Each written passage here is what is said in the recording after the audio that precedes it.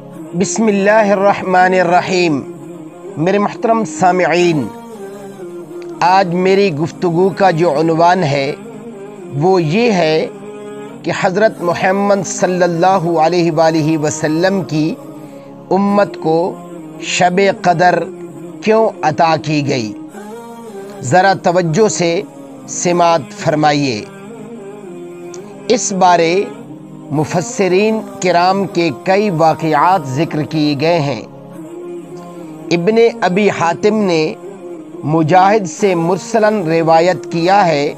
کہ حضرت نبی کریم صلی اللہ علیہ وسلم نے بنی اسرائیل کے ایک مجاہد کا حال ذکر فرمایا جو 1000 مہینے تک مسلسل مشغول جہاد رہا۔ مسلمانوں کو یہ سن کر تعجب ہوا تو اس پر سورۃ القدر نازل ہوئی کہ جس میں اس امت کے لیے صرف ایک رات کی عبادت کو اس مجاہد کی عمر بھر کی عبادت یعنی 1000 مہینے سے بہتر قرار دیا گیا۔ اسی طرح حضرت امام مالک رحمۃ اللہ تعالی علیہ فرماتے ہیں کہ انہوں نے ایک ثقہ معتبر عالم سے یہ بات سنی کہ حضرت نبی کریم صلی اللہ علیہ وسلم کو اگلے لوگوں کی عمریں بتلائی گئیں جتنا کہ اللہ تعالیٰ کو منظور تھا، تو آپ صلی اللہ علیہ وسلم نے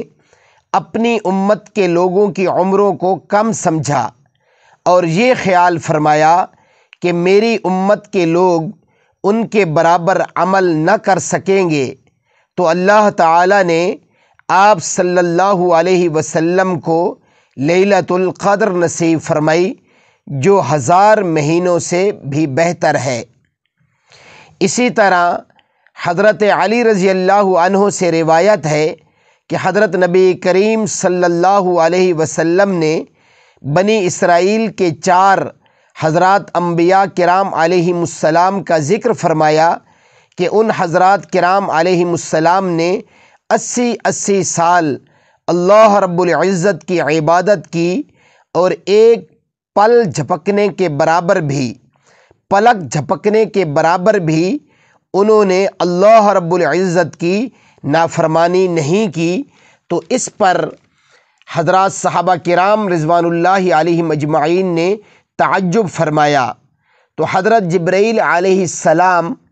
آپ صلی اللہ علیہ وسلم کی خدمت اقدس میں حاضر ہوئے اور عرض کی کہ آپ صلی اللہ علیہ وسلم کو آپ صلی اللہ علیہ وآلہ وسلم کی امت کو ان حضرات کرام علیہم السلام کی 80 سال عبادت کرنے پر تعجب ہو رہا ہے، تو اللہ رب العزت نے آپ صلی اللہ علیہ وسلم اور آپ صلی اللہ علیہ وسلم کی امت کو اس سے بہتر چیز بھیجی ہے۔ چنانچہ حضرت جبرائیل علیہ السلام نے سورۃ القدر پڑھ کر سنائی اور عرض کی یہ اس سے بہتر ہے، جس پر آپ صلی اللہ علیہ وسلم اور آپ صلی اللہ علیہ وسلم کی امت تعجب فرما رہے ہیں۔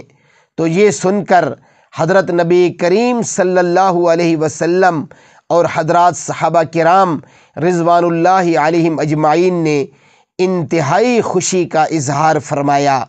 میرے محترم سامعین، دعا کیجیے کہ اللہ رب العزت رمضان المبارک کے اس آخری عشرہ میں ہم سب کو یہ مبارک رات نصیب فرمائے۔ وآخر دعوانا ان الحمد للہ رب العالمین۔